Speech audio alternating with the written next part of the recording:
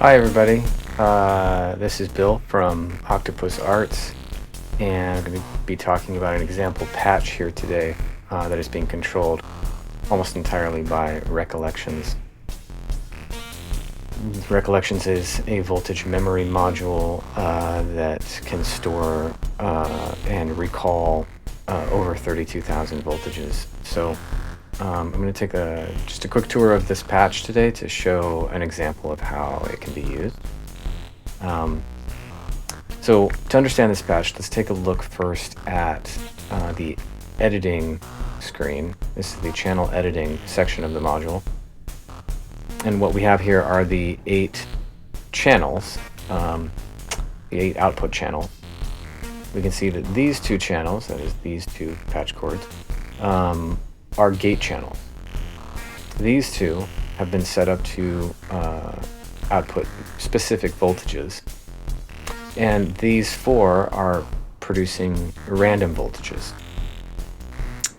so indicated by the random colors that they put out.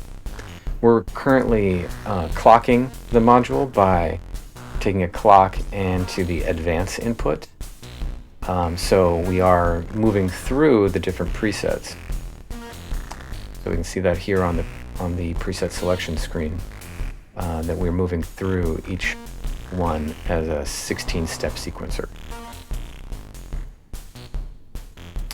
So looking again at this, we can take a look at some of the gates. So this is the gate for the baseline.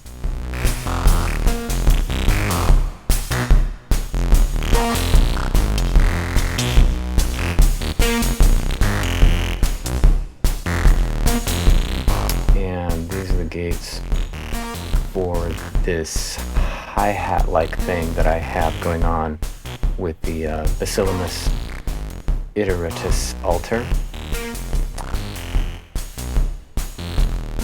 So that's what's happening with those 2 voices. I have for the other percussion element here, the kick and snare-ish thing. I'm using a direct output from the 4MS quad clock distributor. It's a very simple 4 on the floor beat. So, but let's take a look at these channels. These are the voltages for the baseline.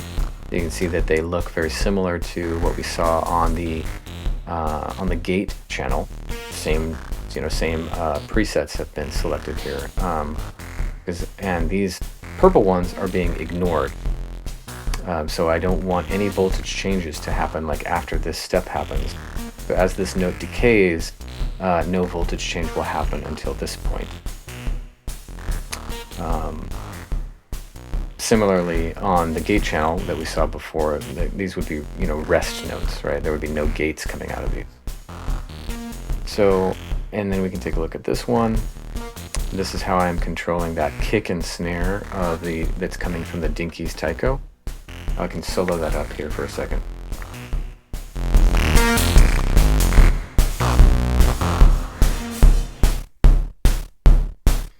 Now, as just a matter of the creative process here, at one point I decided that rather than having the kick and the snare, happening on these notes, like what would normally be like the 1 and the 2, and the 3 and the 4, and etc. I shifted them over because it just sounded kind of more interesting and a little bit more funky, a little more offbeat against the baseline, and that's why these are happening here. It's just an anomaly of the creative process there. So, but yeah, so basically on one of these, we have this like lower voltage one. This is the, I believe this is the kick, and then the other one with the higher voltage is the snare.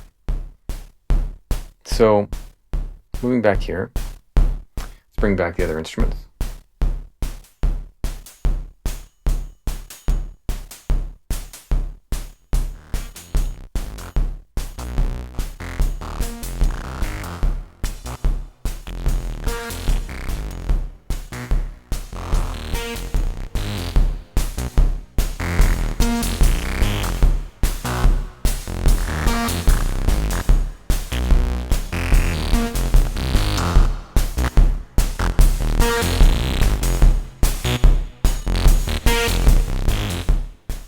talk just briefly about what these other channels are doing.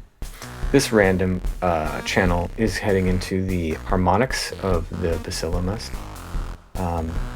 This random channel is going into the morph of the basilamus, so I'm getting a lot of variation out of that hi-hat-ish thing that is coming out of here in its timbre and tones and stuff. But and then this one, this random voltage is coming into the Erica Polybox VCF, so that on every step, I'm actually getting a different filter cutoff.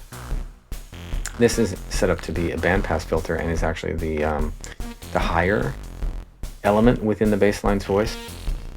And then this random one is similarly heading into the frequency modulation input of the cinnamon filter from Bassel. And so I'm getting random, and this is the lower section, and this is coming out of the low pass output. So I'm getting these two different filter cutoffs, producing this thick bass line. And so yeah, so that's the variation.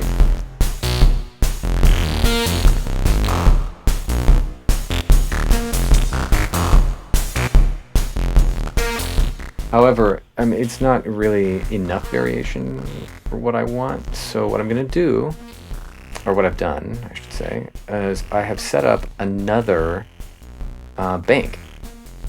So what I did was I copied this bank over to this bank, and then I changed this bank a bit. Let's take a listen to what that sounds like.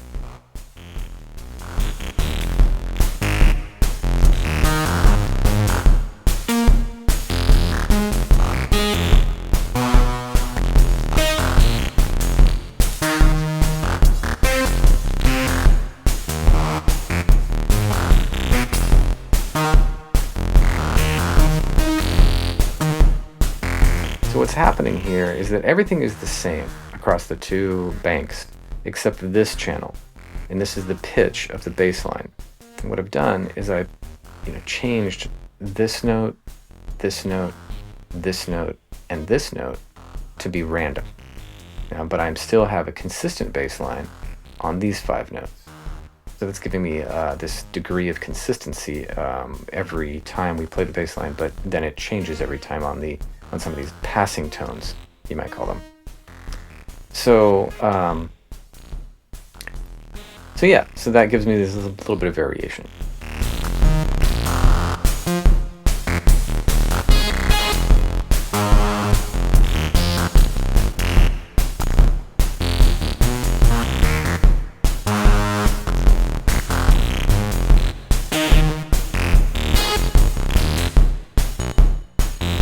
So what I can do is I can move back and forth between these banks at will.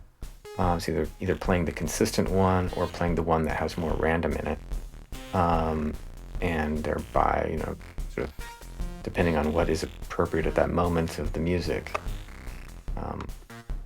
And these change instantly.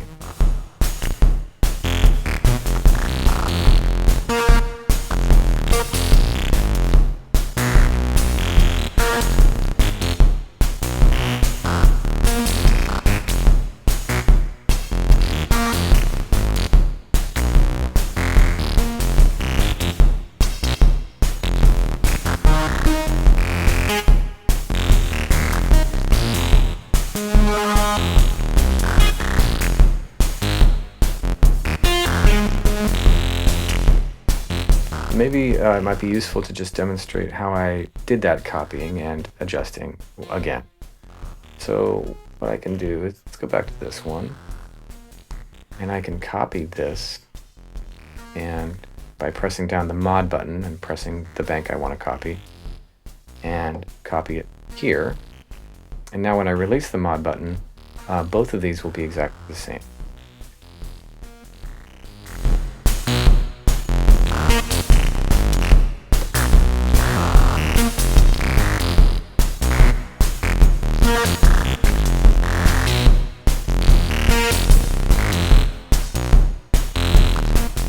Now we're going to go ahead and set up some of those notes to be random. So again, I'm going to press the mod button and then press the ones I want to be random. I have to cycle through the different functionalities until I get to the random. But after I've reached the random, when I press another key, it will instantly be random because I'm holding down the mod button. And I think I wanted that one to be random and that one to be random. And let's see how this sounds.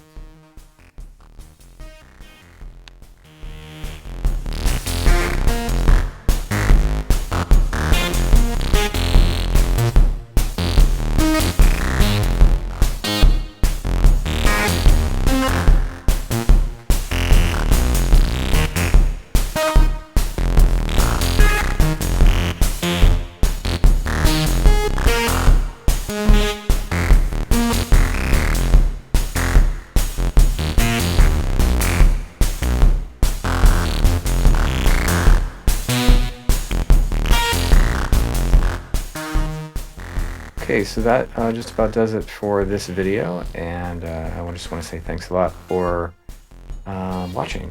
So see you next time.